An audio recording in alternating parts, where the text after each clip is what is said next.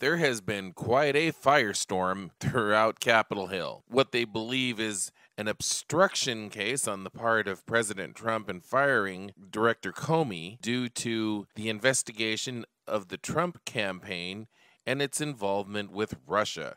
Now, with Attorney General Sessions, then U.S. Senator, and his involvement with the campaign, the Deputy Attorney General has made an appointment of former FBI Director Robert Mueller. Now, a little background on former Director Mueller. He has been named as the special prosecutor involved in this case, and essentially he will have very broad and general powers to look into literally just about anything he wants to. There really isn't a size and scope. Now, previously, Mr. Mueller was nominated by then President George W. Bush as director of the FBI, and this was back on September 4, 2001. In fact, he was also noted for standing up to the Bush administration, won over the wiretapping that was taking place in the post 9/11 government, and he opposed it so vehemently that he sought a modified version or he was going to quit. So he's well noted for a bit of independence as well. That's what makes this such an interesting appointment.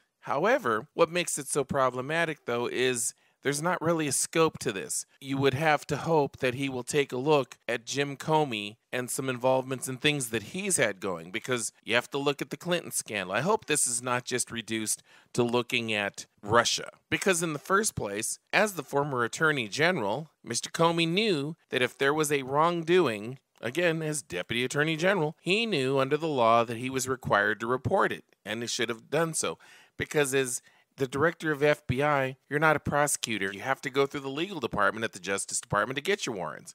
He knew all this, so if a crime took place and he didn't report it, well, technically, he's committed a crime himself. So there's a lot more to this case. There's a lot more to what's going to happen here.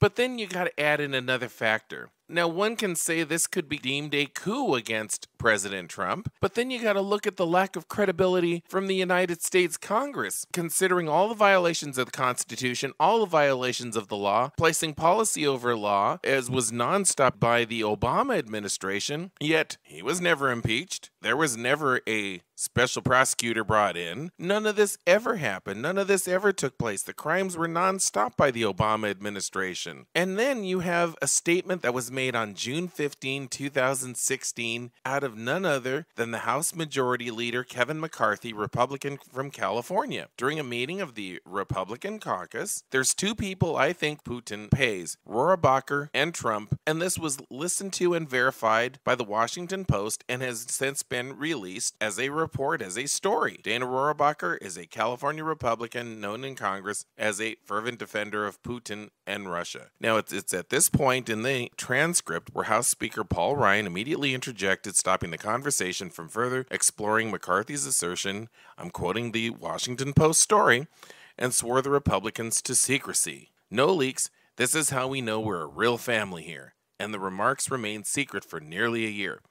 So what credibility is there when you have the House Majority Leader making that type of a statement, the Speaker of the House then saying, no leaks, this is how we know we're a family here, don't talk about it, keep it quiet, this is between us. Where's the credibility on Capitol Hill? And these are the same people that have been criticizing President Trump nonstop for every little thing that's been done, for every little policy, and these are the people who will be able to hold the impeachment proceedings, and if he is impeached, then send the trial over to the Senate? Well, the Senate is led by a majority of people who have been opposed to the Trump presidency. I mean, this to me reeks of a coup. I just don't see any credibility here in any of this. As an expert who has looked at the Justice Department, who has looked at Homeland Security, who has been reporting on the endless issues of Capitol Hill, refusing to see that the law under the Constitution, not just public law, the laws they pass are being followed, but they've abrogated their responsibility to hold the other two branches accountable. This absolutely reeks of a coup.